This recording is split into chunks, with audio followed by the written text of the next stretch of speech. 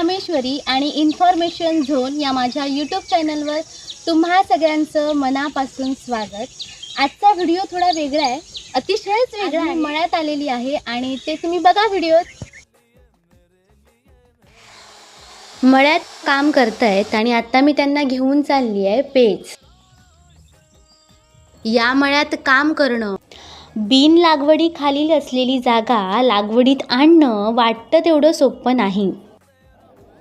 ही खाडी म्हणजेच खारट पाणी असतं आणि ते पाणी ह्या शेतजमिनीत येऊन राहतं, ते पाणी साठून राहतं आणि अशा पाण्यात जेव्हा आपण काम करतो तेव्हा शरीराला पुळ्या येतात, खाज खातात, बऱ्याचदा ॲलर्जी देखील होते। तरीसुद्धा इथे शेती, बागायती, भाजीपाला हा केला जातो। का केलं जातं माहिती आहे? फक्त उत्पन्न मिळावं, पैसा मिळावा यासाठी नाही हो।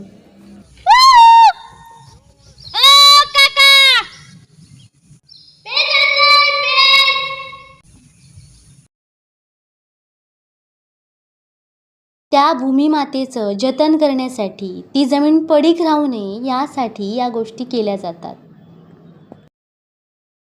खाडीच्या किनारी असलेली ही शेतजमीन म्हणजेच आमचा मळा।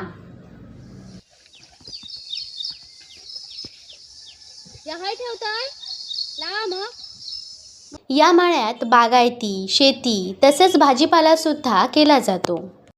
येथील बरीचशी जागा ही पाणथळ असते।